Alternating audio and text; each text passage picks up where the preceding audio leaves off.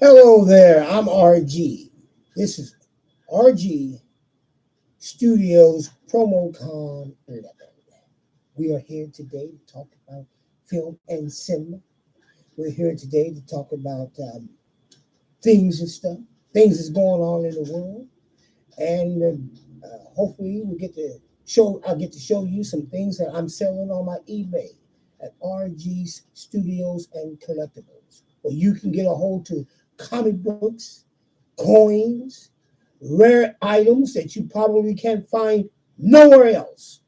I'm RG, and here we go. And welcome. Sorry I had to do this early at night because I'm going to sleep most of the day tomorrow, which we're already in the morning. But you get to see this, which will air. This is being filmed live, but will air tomorrow around 10. All right, here we are, film and cinema. Now, check it out. I've been noticing a lot of movie theaters have been closing.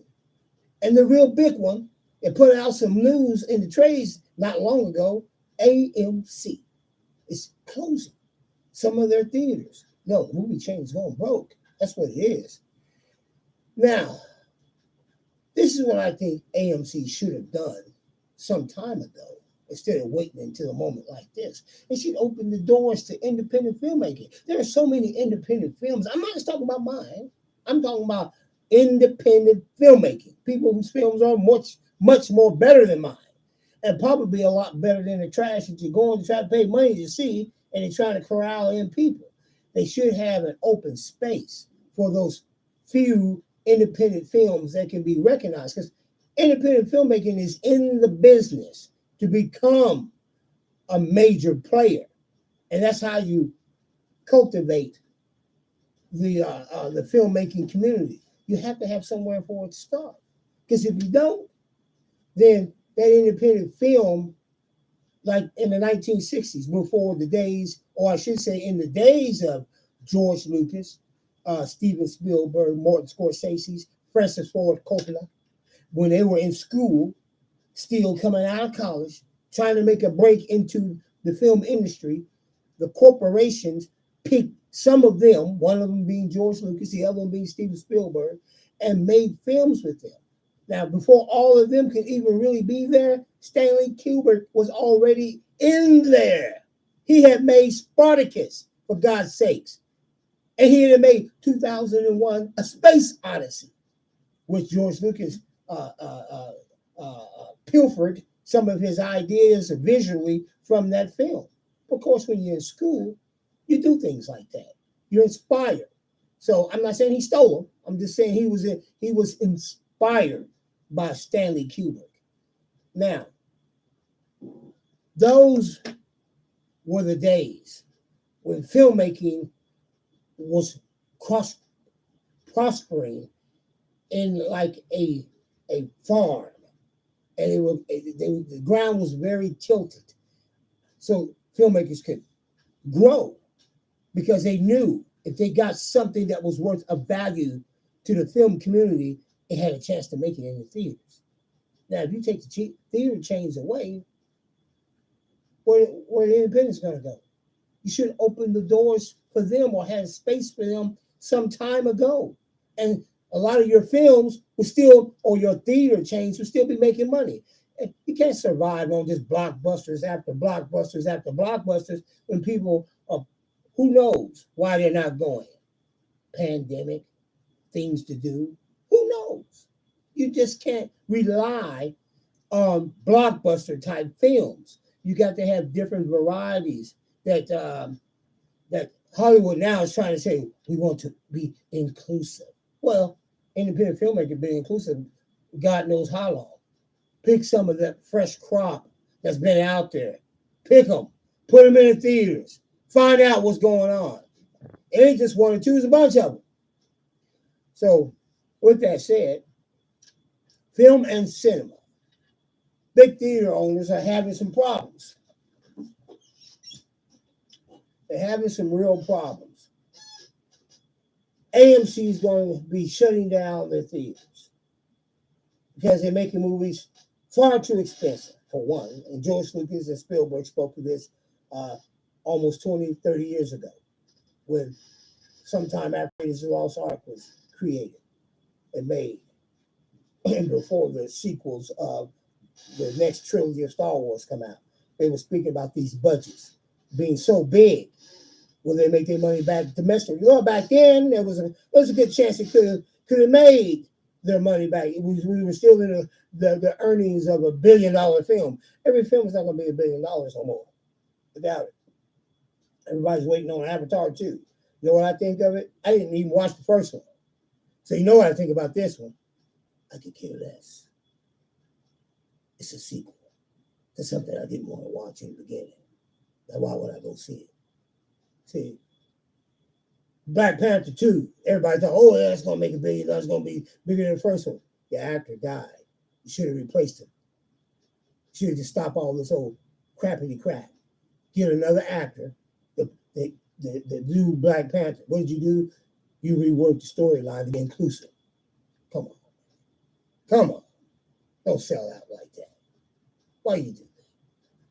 You know, I can understand people making a movie. They get money from corporations. They just doing what corporations hand out doles of money, hoping that the movie will be a blockbuster, a big one, a big franchise saver. But in reality, the Black Panther has lost money, even though it's at $500 million. Superman and Batman made that money, made more than that. It made over $800 million. It wasn't $1 billion movie plus, which makes it a failure. And that goes with the Black Panther. It's a failure because it did not make $1 billion plus. The first Black Panther was a fluke. I don't care what anybody say. It was a goddamn fluke. Don't say it wasn't any good. I'm saying that no, it was not. It's a third-rate character based off the antics and the true stuff that happened with the real Black Panthers in the 1960s. Turned into a comic book. Come on. Anybody that knows history knows where that title came from. I'm not mad at Stan Lee and Jack Kirby. They were just coming up with some ideas that would socially connect. Well, they didn't live long enough to see that one. But it connected. But it wasn't just like this. It's gone. And now it's sitting. I guarantee you there won't be any more Black Panther films. Promise you. The money ain't there. They're disappointed. The people who put the money in it. Then you make something like Black Adam. I'm going to watch the movie when it streams. But I ain't going to the theater to see it. $200 million on this movie to see Dwayne Johnson have superpowers because he's not Black Adam. Black Adam has hair that's like looks like Submariner, pointed ears that look like Spock. He didn't even go through the makeup process. He just Dwayne Johnson with the eyebrow up. Come on, man. Come on. Do some characterizations. I know you're a third-rate actor who making a lot of money through the corporation, but you're a third-rate actor from the field of wrestling. That's where your audience is coming from. Come on, man. Do some acting. You making this another appearance as the Scorpion King as we see it. But okay, I'm going to watch it on streaming. I seen a little piece of it. If they had kept the boy out of it, it might have been pretty good. You know, the part that I was looking at. I hope that ain't through the whole movie because I'm going to be very disappointed. But anyway, getting back to the numbers, 250 million plus advertising. This movie has to make 400 to 500 million to break even. Well, to come close to break even. I think it has to make about 600 million to break even. Profit's nowhere in close. That 300 million shy of that number. There ain't gonna be any Black Adam and Black Adam versus Superman. At least not with them people. It'd be some other third-rate people donning on the rubber suits to do it. Come on. The closings of theaters is almost inevitable at this point. You've made it impossible, corporate people, for independents to get in there and to help you out. I'm not saying all the independents is going to be a blockbuster, but to maintain. You pick a few independent filmmakers. I'm talking about real ones. I'm not talking about these old wannabes. I'm talking about people who's actually passionate about films. Put them in the theaters. Put their films in the theaters. Their films is probably not going to make a lot of money. But these people made some passionate work, and they deserve theatrical showings. They would have kept the theater business alive. Now they're sitting on the precipice of extinction. You think I'm joking? When's the last time you've been to the movies? I am a movie connoisseur, and I haven't been this summer at all. Now, maybe it has something to do with the, with the fact of the content. There's too a lack of content, as they say, lack thereof. Maybe that is. Maybe that's true. But you still have independents out there who are saying, "Hey, man, I'll take 2% of the money coming in. I don't want all of it. I'm not saying all of them will talk that way, but there's some people who would take a decent small pennies of percentage just to get a theatrical showing. I ain't talking about in 2 or 3 screens. It's talking about at least 200 screens. Let's get one, and you ain't got to roll out the red carpet with a whole bunch of money with advertising trying to make it a blockbuster. Because look here, corporate people in the film industry, it ain't always about a blockbuster. What happened to having these films keep us our arm, our octopus arm, which is part of the industry, alive?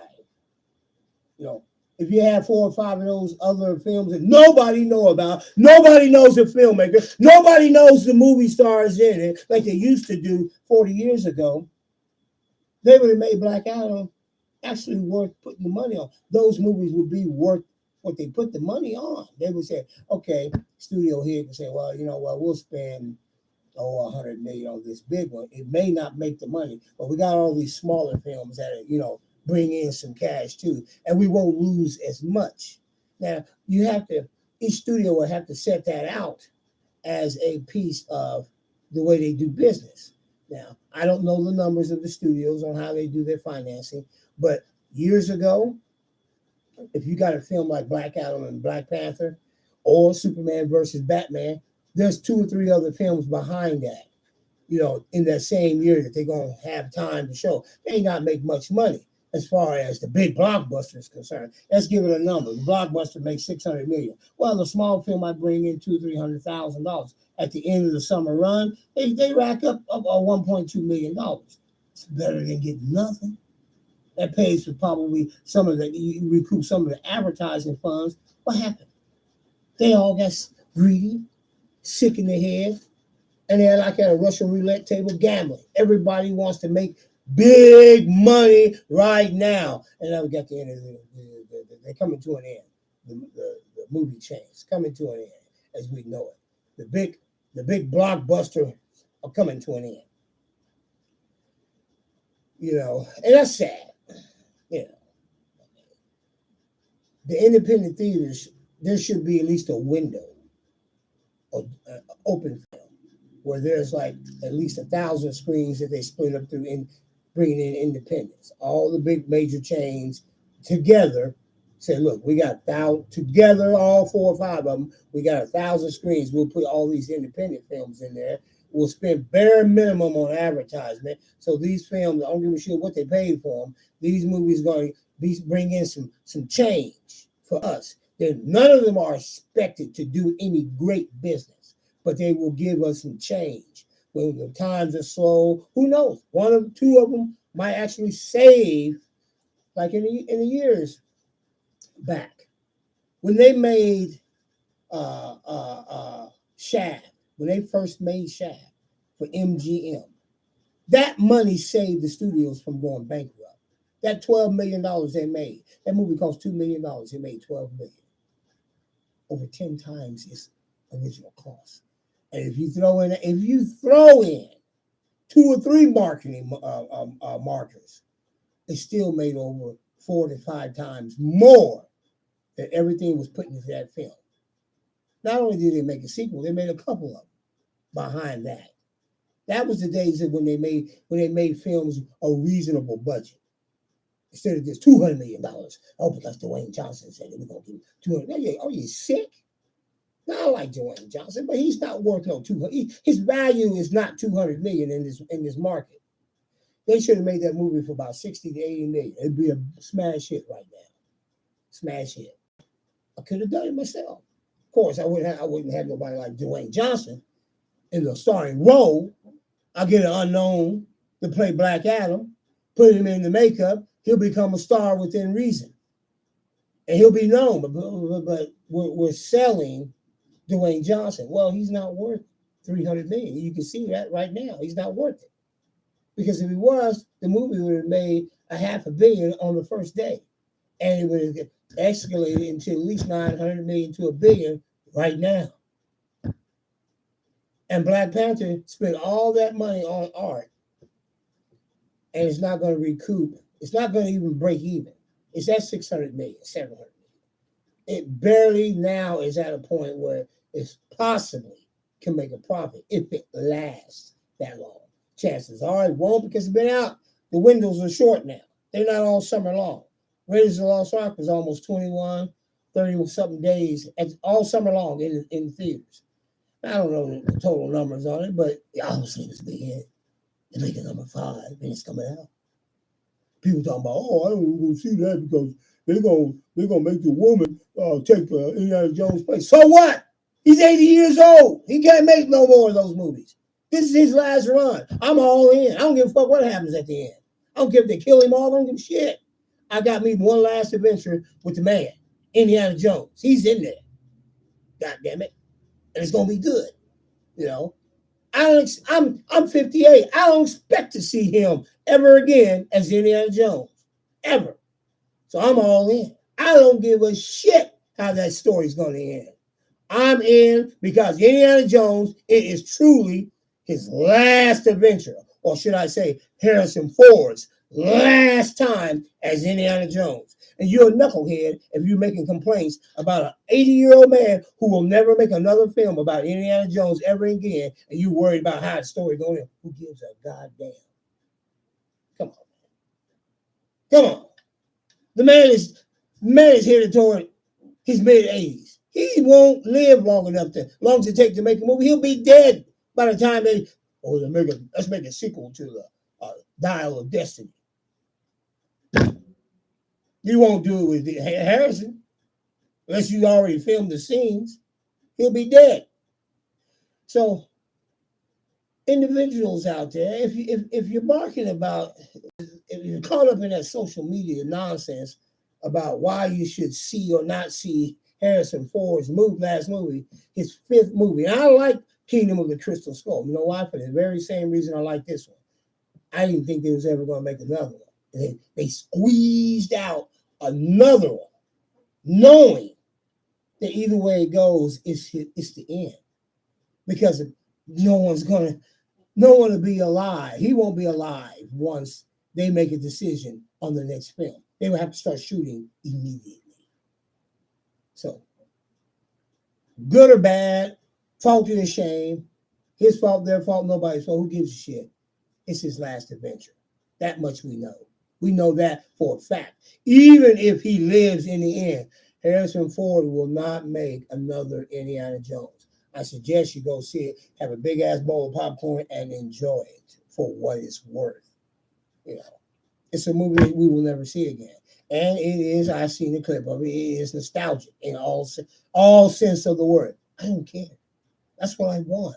I want another adventure that reminds me of 1981, one of my favorite films that inspired me as a filmmaker. That was the one. This would be the capstone. I don't care how bad it is, but I think it will be, in my books, the 3rd best Indiana Jones. First you got Raiders, then I got Temple of Doom. This will be the best. The other ones fall behind. You know, I never cared for Last Crusade. I like it, but I didn't care for it. You know, I thought that's where they messed it up. Is that they tried to make that look like the last one. But I can see Spielberg's point. He had no intent on coming back to make another one. See how long it took him to come back and convince him to do another one. So it should have looked the way it looked. But the other films eclipsed it now. And I'm sure that this last one with Harrison Ford, unfortunately, it will be his last. I'm going to enjoy it. I'm all in. I don't care how terrible it will be for others to believe it is. I'm going to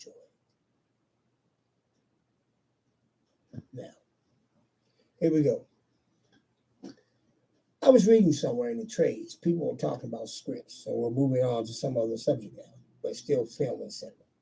They were talking about scripts. I can't recall where I read this at, but they were talking about something about how long I guess in the business is something like every page is like 3 minutes or something of that nature. Here's where filmmakers, young filmmakers, get screwed. Go out and make a movie first. I don't care how long it is. Just make a movie according to what you write down. Try the method that they're trying to teach you, and then try your method. See, I've done both. I've tried their method, and I've made my method, and then I refined my method. That's how I got my style, whether I knew it or not. If the pace of the movie requires you to be on that page for 3 minutes, then so be it. But you don't have to. If you shoot every scene the way that they got it wrote down, what you got is a cookie cutter production. And remember, movies are made for cookie cutter content production. That's how they serve it out to the audience. All the big six used to do that. You got Warner Brothers, you got Columbia Pictures, you got Paramount Pictures, and then you have MGM. All of them had their way of shooting a film. Warner Brothers being more of the darker side of human life, while Columbia Pictures gave you the myth of America, and while you got the MGM gave you the great vehicles and adventures. Their pages were designed to fit those categories. Now you can probably study them as all you like, and you're not going to find every script rolling out page by page 3 minutes. That's a cookie cutter stage. Some of them did, yes, and most of them that were like that were cookie cutter. You could look at another film exactly the same speed, and you roll them, and they start at the same time, they end at the same time. They have certain cuts that seem similar, cookie cutter. You can make a film as long as you want. You can take one page and stretch it out 3 hours if that's what you want to do. You don't believe me? Check with Andy Warhol's film career, showing I think it was a painting of a pop can or something of this nature for 8 hours. How much of a script that take? What, one paragraph? Pop can, show eternally. There you go. Nothing happened within the scene. Just staring at it. He called it art. Don't check it out. I think it was a 16 millimeter at that. I don't know where he got the film. I don't know where he got the money. I don't know what idiot financed it, but there you have it. Yes, you don't have to have a cookie cutter film. You can make the script as long as I make a film. Technically, my films are no more about 40 minutes to an hour. No more than an hour. I usually cut them down because I don't want to keep people in their seat too long. This is why I call them internet art films. They're basically under an hour. And I got that framework from watching an episode of Star Trek. If you watch the real old series, all of them come in about 45 minutes. If you take out the commercials, 45 minutes. Good shit to me. And the writing, it's about 15 pages. If I wanted an hour and a half movie, I could do it with 50 pages. I don't need 130 pages. I remember one time I was with this one guy. He was a script writer. And he wanted me to read his script. I forgot what it was around the time Boys in the Hood come out. And his was it was a time when Spike Lee made Do the Right Thing. I'm sorry. Because his had a similar title, but you could tell it was a copycat type of script. He gave me the script. It was this goddamn thick. First thing I told him, I said, it's too much paper. I ain't read the first page. It's too much. Anytime I see a page, 130 pages, I'm not going to sit there and read it. Why? Because the title alone doesn't capture my attention. I'm a producer. I am an executive. If the title don't catch my attention, I'm not wasting my time reading it. I don't care what it says in there. If you'd have gave me the script of Indiana Jones with just Indiana Jones Indy 5, my first words would have been, what's the title? Why? Because the title gives me references, what I should expect. Now, if you'd have told me Dial of Destiny, I would say, it piqued my interest. What dial are you talking about? You're talking about that a relic from Rome. Oh, we got an interesting story here. We're going to go back. We're going to flip through time here. That's what we're going to do. Interesting story. I might read it 10 pages just to see where it goes. But now you give me a script that says the thing must do. The hell is that? And the guy gave me the script. I looked at it. Now I admit I did turn the page because the title was just strictly bland. And I took a deep breath and I exhaled. And in front of him, I didn't bite my tongue. I said, it's too many pages here. He said, well, that's how you write a script is on the 30. He got insulted on the 30 page. I don't care a shit about you being insulted. Too many pages. You should have, for something that thick, you need to break it down to where someone can read. And I asked him this, where's the synopsis at? So I can read that. Didn't have one. I said, dude, I'm not finna. I just broke it down to I'm not finna read all of this and give you. I mean, we're sitting in. I'm over another lady's house. This is her boyfriend. I am not finna read this right here and now. I'd be forever flipping the pages like this here reading.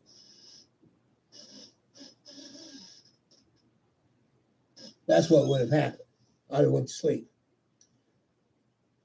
RG don't do that. If you want my attention about a script, make the title interesting and either connect with the script or make it some type of affirmam to something that could relate to, like, possibly be interesting. If I find it a bore, I'll let you know. Now, scripts, when I make them, and that's nothing about titles, you always want a catchy title. That's just style. You want something catchy. That's how people get interested in, films. One thing I can say about Black Adam, they have a catchy title. Comic book fans know who Black Adam is. And why are you bringing in the Justice League? The Justice Society. Most comic book fans know that's from the 1940s. That's going to fuck up your storyline already. And if you bring in Black Adam, where's Shazam? Because that's his equal. Superman ain't his equal. And it ain't even his, let's say, enemy. It is Shazam. Of course, when DC consumed Fawcett Comics, yeah, they made Superman Black Adam fight. Some of you probably ain't aware of that. But Fawcett and DC was two different entities. One got consumed by the other, and all the comic book characters got molded into the DC universe. I still know Black Adam as the original Fawcett character. You have to keep those elements in there and keep them alive because that's what makes the character. Not him fighting Superman. We all know Superman gonna win, for God's sakes. Even when he fought Shazam, Superman gonna win. He beats everybody. Yeah. Ain't nobody he don't beat. So bringing him in doesn't really do Superman any good. He's like, Black Adam will be like he's not even, he can't compare. Of course, now when you put in Dwayne Johnson, he's got superpower. Dwayne Johnson, he's going to beat up Superman. That way we're writing the myth. Now, getting on to another subject in film and cinema as we progress here. A lot of us have what we call pet projects as filmmakers. I have a pet project years ago, didn't go too well, finally got to make it, didn't go too well. Was one of those experiences that if I could eclipse it or cut it out of my life and forget it myself that I even did it, I don't know how good that would work, but I probably would consider it. But here's the thing. Pet projects usually are not ones that you take to the investors. I would recommend if you're a young filmmaker and you got a pet project, you put that on the back burner. Don't take it to some investors. Why? Because we don't want to compromise. We really want to get this film done the way we want to get it done. And I would say do it the way that your heart wants you to do it. Don't compromise. I didn't compromise on my pet project film, and therefore it was terrible. It was a film that yes, I've had some regrets on, but in the end, knowing what I know now, despite what I said before, I would rather know that information that it was terrible and it was a messed up idea from the beginning than think than give it to other people and then create something greater, better than what I would have done. Because you have to get that out of you, that expression. Because if you don't get that pet project out of you, you'll be doing it again in another film anyway, regardless of how it turned out. Because you know what you're going to say? I never got to do this the way that I wanted. And we artists just got to remember, we are some childlike individuals when it comes to our art. So you just have to say, you know what? My pet project, I'm going to put my own money on this. And I did. And I lost every bit of it. In retrospect, it was worth the experience.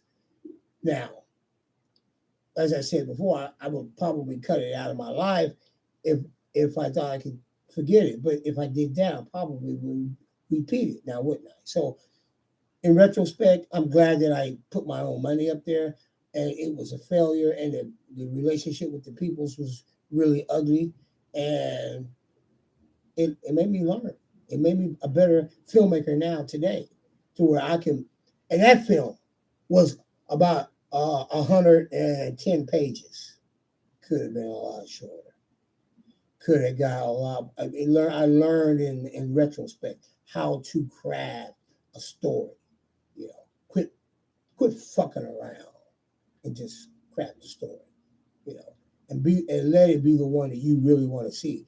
And in retrospect of all of what I've done with The New Beginning, which is what it wasn't. I took a hero that I really had thought that I had created for the people. Didn't like it myself once I'd done it all. That's another thing you got to learn. Don't create nothing for somebody else or the crowd. Create it for yourself. Because in the end of all of what you do, it's going to reflect back on you as an artist. What you really like, what you end up making is a piece of your reflection of how you see things, if not the totality of it. Coupled with that, oh yeah, let me mention, most of these pet projects are our glory projects. Now I got a couple of things on the table that I want to do that I can kind of call glory projects at this stage now. You know, I'm 59 years old. I have a couple of them. Yeah. What do I really want to do? I don't want to go back and repeat a lot of the stuff that I've already done. I don't really want to do that. So I'm taking my time right now. I'm not creating any internet art films right now. I'll probably be resting for the next couple of years. The summers are going to come and go, winter's going to come and go, and I'm going to be relaxing by the pool, you know, in the summertime. I'm going to be at the pool, relaxing, enjoying life, and thinking about how I feel, you know, and what makes me tick, you know, and be subservient to my lifestyle, which I do love. I'm not going to be bothered with making internet art films because somebody wants to see something new. I'm giving shit. I don't want to see shit right now. I'll promote my studio still like I'm doing now, but I'm not going to make any internet art films. I'm pretty much, I don't want to call this quitting, but I'm pretty much done with that right now. I'm relaxing. I'm in vacation mode, you know, and I got a couple ideas on the table. I'm not going to discuss them to any great detail, but it's in flux. It's more than likely going to change. It's like Mr. Gunn and Safran, who's going to run DC. Their basis of storyline, how they're going to carve a DC universe, is still in flux. RG Studios right now is in vacation mode, and the storylines for internet art film is in flux. Nothing's solid right now. So Whatever I had planned a year ago, I put it on the back burner and it's in flux. That's all I can tell you. I'm not going to do any internet art films for at least 2.5 years. I'm just going to relax by the pool and enjoy life. You know, and everything right now is really good. I love it. Okay, now lots of production cuts in the movie business. Yeah, there's a lot of cuts going on. I read the trades, and there's a lot of that going on in the business now. If you're not aware of the movie trade business, you need to look at Variety, and you'll come to see that the fellow who's running Warren Brothers, he's got a big axe. He's chopping a whole lot of stuff, and not only that, Disney laid off a whole bunch of people.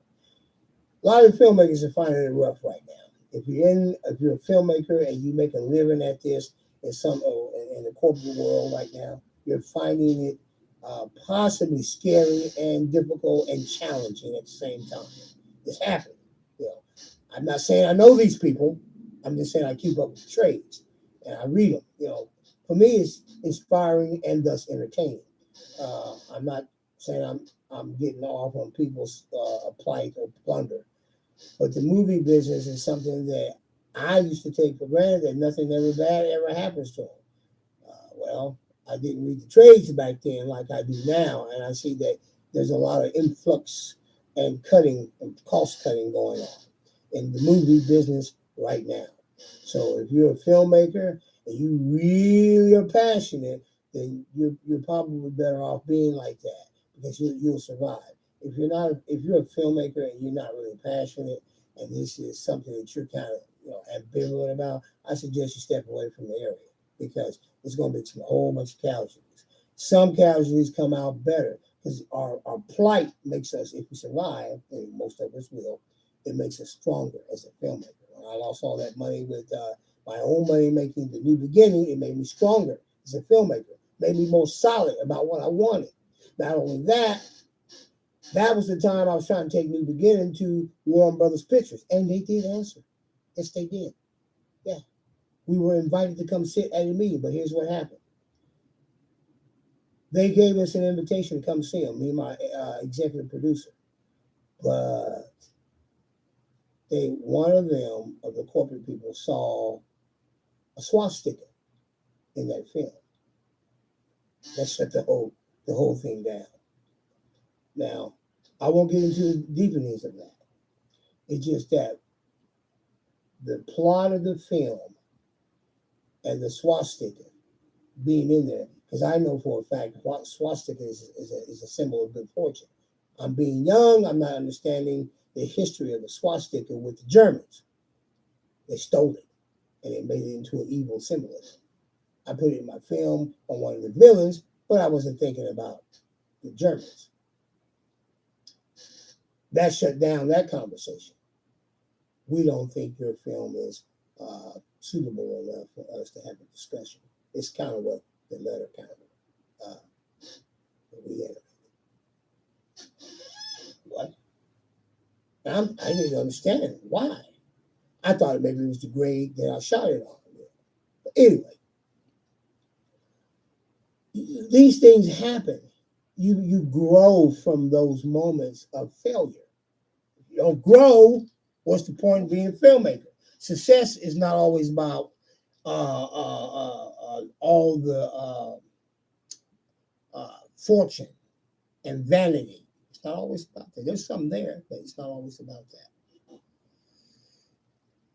I think what's coming up, and this is my next reference here in this piece of paper I got here, the next wave of independent filmmaking, I believe, is going to be as these crumbling movie theaters crumble. There's going to be this window of opportunity. And again, here I am telling you about growth, failure, and growth. I'm a very optimistic person. I've been like that all my life. I don't let shit get me down because I've been at the bottom. I'm telling you. But I believe in this bleak moment that all these shit is shutting down. The window of opportunity has come. Theater owners, People are going to grab them up. Other investors are going to grab them up, and they're going to look for independent films, people who are willing to make a deal. Not every one of them is going to make a deal. I'm not going to sit here and lie to you and say, oh, all of them will make a deal and they'll be glad to do it. No, they're not. Some of them will. Some of them will make the right decisions. A lot of them will make a bad decision. Who knows? But what will be the opportunity is that you'll get to see a film made by independent, and it ain't made by the corporate world, who wants it a certain way. And I ain't mad at them. Everybody has a way they want to do it. But the corporate world, as we know it, has been failing at putting films out there, content-wise.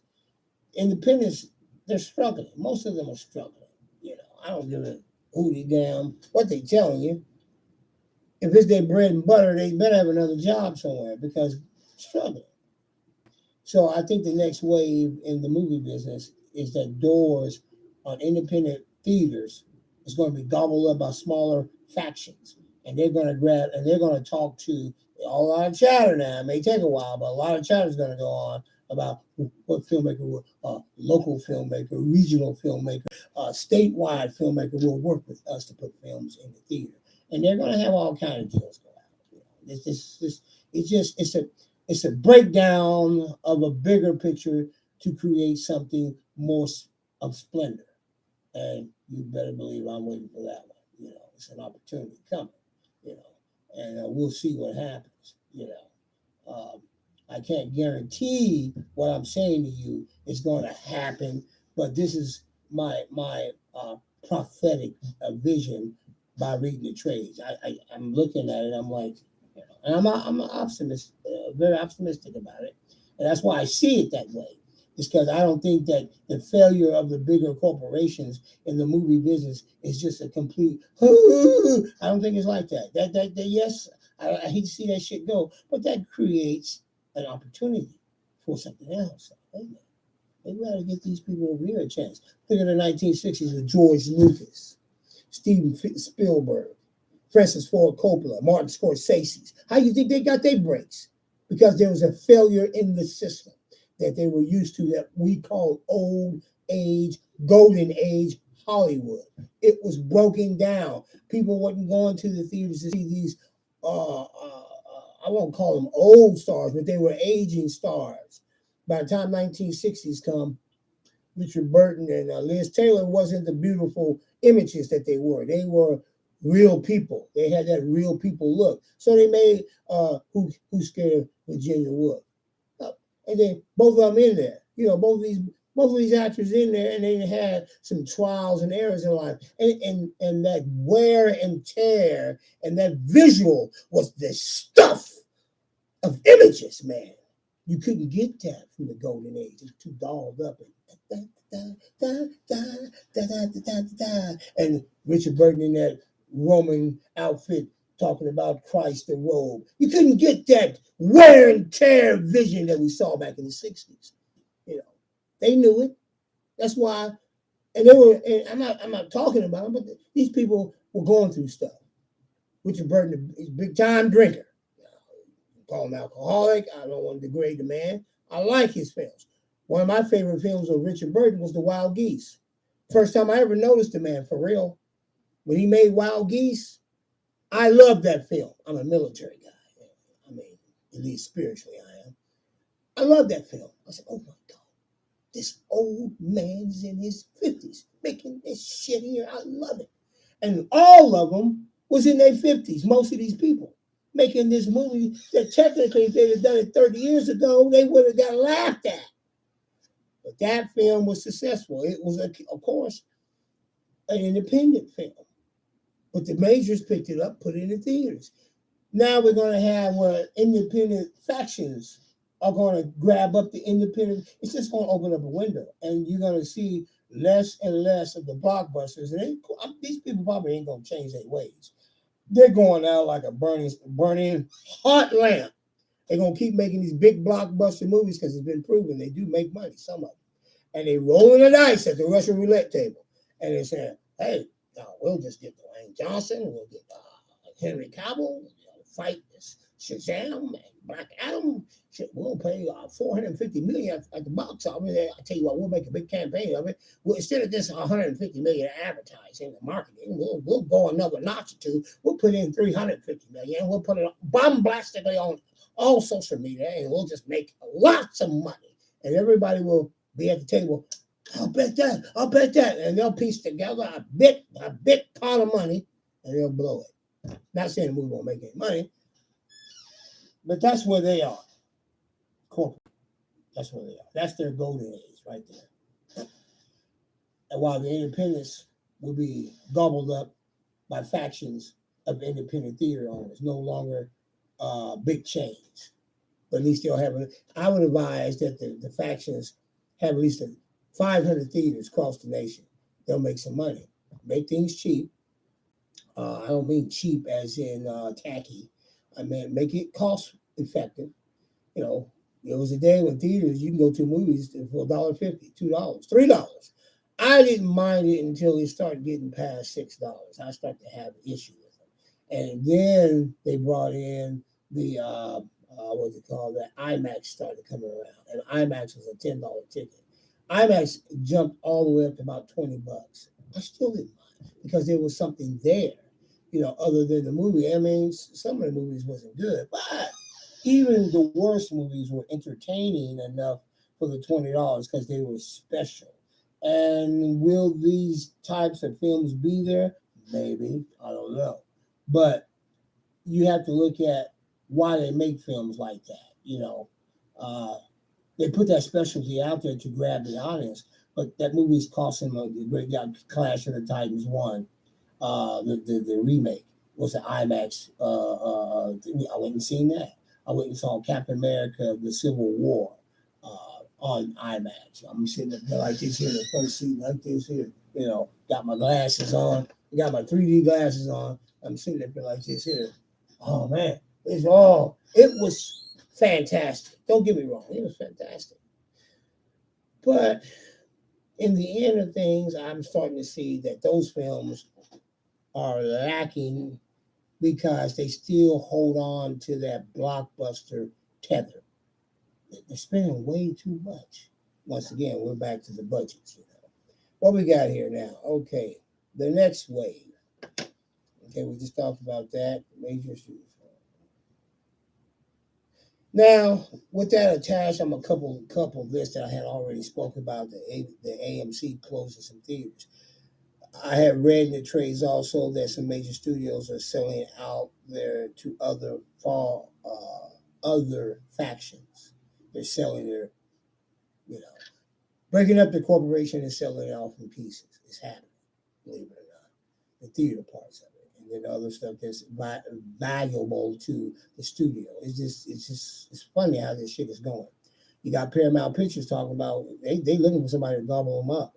But they've been starting to part out stuff. These are people who bought a Star Trek. What's going to happen with Star Trek? Hell, I don't know. Shit. But if you're a Star Trek lover, I am. I'm one of them. But I'm 59 years old. I got to get realistic. How many Star Treks do I think I'm going to see in my lifetime? Probably 3 more. That's without being dead. 3 more. So there's going to be a big window of silence there for a while. You know what I'm saying? So I don't know. You just have, I got that feeling because the way business is with Star Trek, they're talking about, we can't get the budget. And it's all about the money in Star Trek. It's about getting the financiers to pay for this high-end movie that they believe there's not enough money out there now. And we got to remember here too, most of the theater people who made that money way back in the day, the people who would see them like my age, we ain't that old now. We're not like 20 years old. That new audience out there, and I'm not disrespecting them or the young people at all. They don't know about these old movies. Oh, they probably heard of them. Most of them never seen them. They haven't seen Wrath of Khan. I was just in my 20s when that came out. 59. I've seen all of the Star Trek films from the minute that they started with the motion picture to the last one they made. All of them. And 94% of them I saw in the theater first. How long do they think that was going to last? Just taking, if you are listening and you're past the age of 52, how long do they think you were going to continue to go to the theaters? So we have a new body of people now. That adds into the coupling of how where this is going to go. That body of people don't have anything that they're interested in because everything they've been catering to really has been for the old who they believe is still wanting that, and they may be wanting it, but they're not as viable product as the young people. I hope you understand what I'm saying. Technically, the young people haven't been catered to or cultivated, I should say, while the old people that have been cultivated are on their last lifespan. You're not going to get a whole lot more out of them. Sure, they'll go to the theaters, that older group, and I'm part of that older group. I'll go to the theater. I didn't even go this summer. Might go next summer. Since I'm off, I'm going to be off on my vacation spree for the next 2.5 years. I'll probably show up at the theaters a little bit more often. But everybody is not in my category. Some of them not giving a dick about it. Yeah, I'll watch it on streaming. I'll watch it on this. Maybe if they think about it, if they don't forget.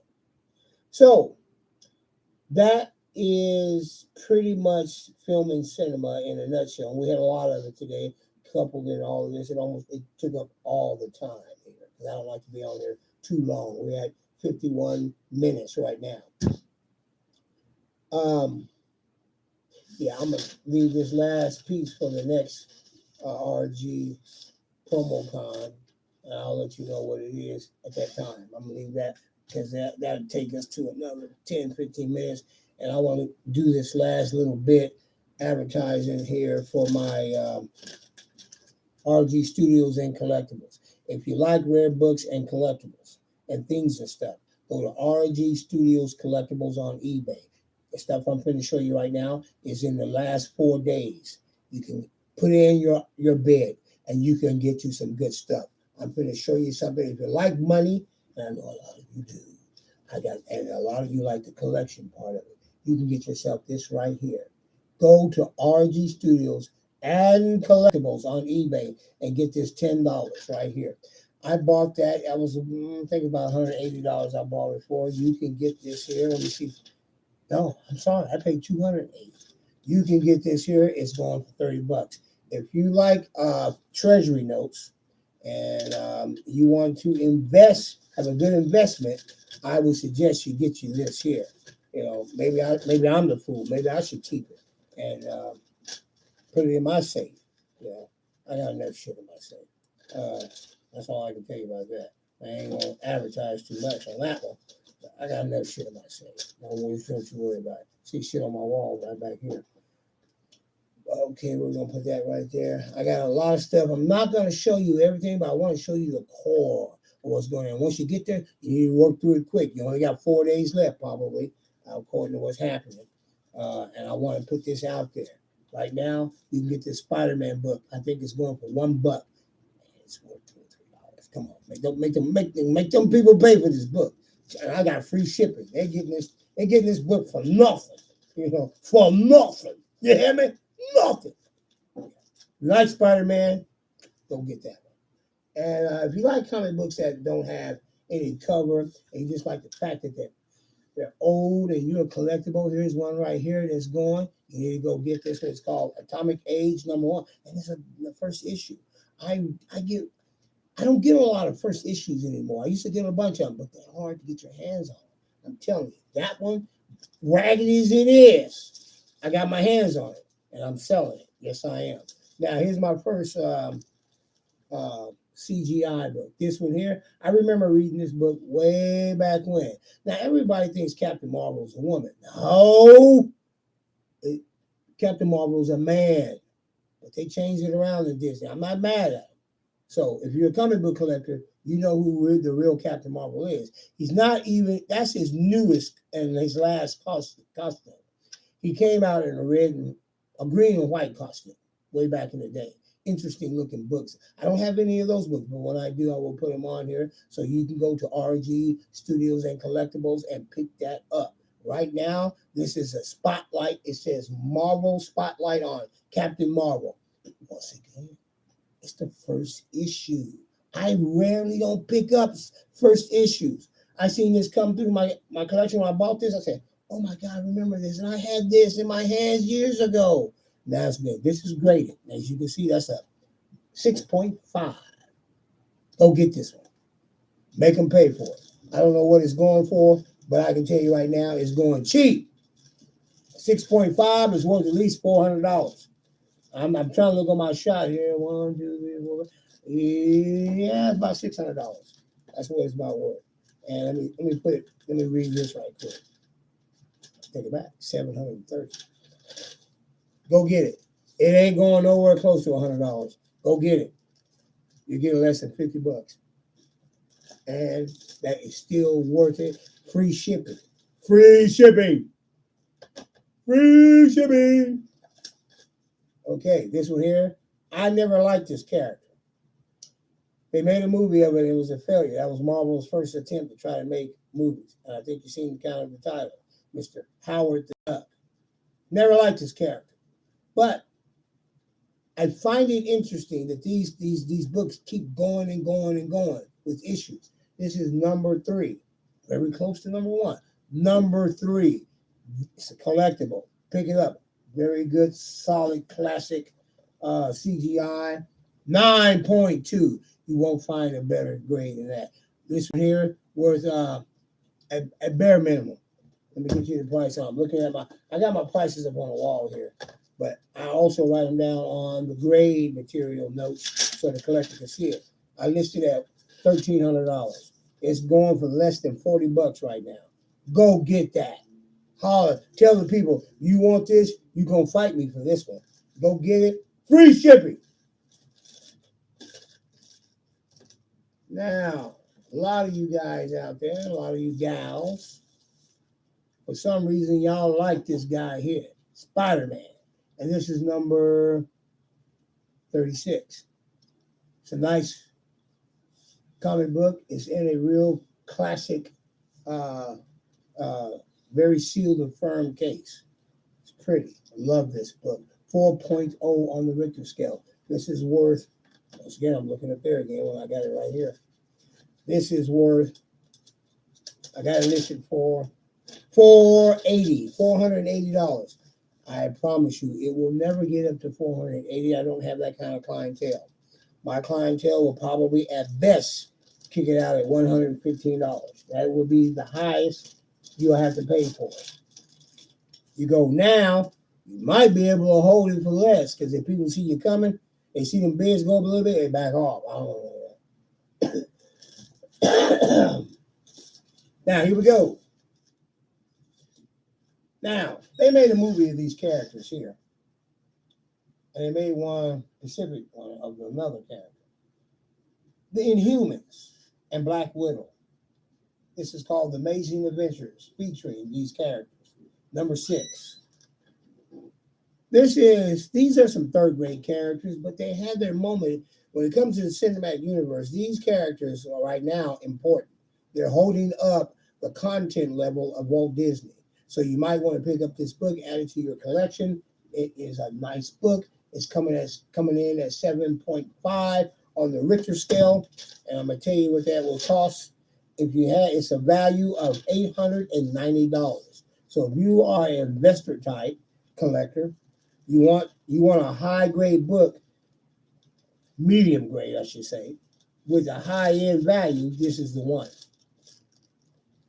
Now, my last one is Superman. Now, what I like about this one here, this is the Danish collection edition. This is Superman number 3, but it's a print of Danish in the country Danish where it came out of Action Comics 181. I like the cover here. It reminds me of the early Superman issues. And they may have taken it from that. I'm not sure. I'm not sure of how they got that visual happening. But I looked at a lot of Superman books, and I've seen some where he's getting hit by a ray of some sort, and it's similar to that. Not exactly, but similar. This value of this comic book 2.0 is a low grade, but it's Superman now. And Superman brings a value to all of his comics. This is still higher than most grades at 2.0. This is valued at $340. If you are a small time collector and you want to enrich your collection, this is the book you need to put your hands on. You can pick this up for less than $100, and it will bring richness to your collection. Even if it's your first Superman book, or maybe if it's your 100th Superman book, you got a rare Danish collection from the country Danish, a Danish edition. I'm sorry, in there. I have some other coins and collectibles that are going on that are on my eBay. You go there, you check them out. I'm not going to present all of them. We're running at an hour now. That's too long. I don't like stuff that long. So we are really out of time. But I got other stuff on there. I'm starting to sweat a little bit because it's getting hot. The lights are hot. And RG and got me. I become weary a little. But I'm gonna get on out of here. I appreciate you coming, checking this out. But I want to put this out there. I wanted to put this out there. RG Studios PromoCon 11. I'll see you again on RG's PromoCon number 12. You have a nice day. Enjoy yourself.